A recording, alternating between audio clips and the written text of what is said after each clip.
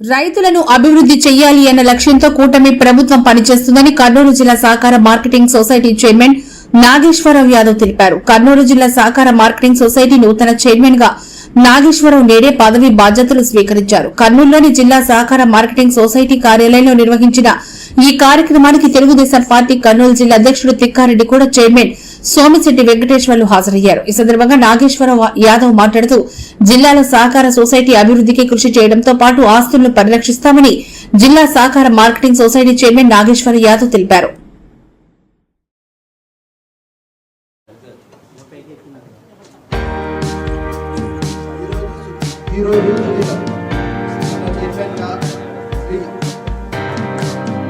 బాగుపరచడం, ఆ రైతాంగాన్ని బాగుపరిచే సంస్థల్లో ఇది ఒకటి. కాబట్టి ఖచ్చితంగా రైతాంగాన్ని అభివృద్ధి పరచడానికి మరి మేము అన్ని విధాల వాళ్ళకు గిట్టుబాటు ధరలు కల్పించి మంచి మందులు ఎరువులు మరి గవర్నమెంట్ తరఫున సప్లై ఇచ్చి వాళ్లకు పెద్ద ఎత్తున సహాయ సహకారాలు అందించడానికి రైతులంటే మరి రాజులు అనేలాగా చేయడానికి మా వంతు సహాయం ఈ ప్రభుత్వంలో చేస్తూ మరి ఇక్కడ 12 మంది ఎమ్మెల్యేలు, 2 ఇన్ఛార్జీలు, 2 ఎంపీలు, 3 మంత్రులు ఉన్నారు.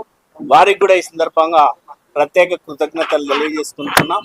అట్లాగే మా కేడీసీసీ చైర్మన్ కూడా కొత్తగా మా విష్ణువర్ధన్ రెడ్డి అన్న కూడా ఎన్నికైనాడు. ఆయన సహకారంతో కూడా ఈ సంస్థని అభివృద్ధి పరుస్తామని ఈ సందర్భంగా తెలియజేస్తున్నాం. Thank you very much. Thank you.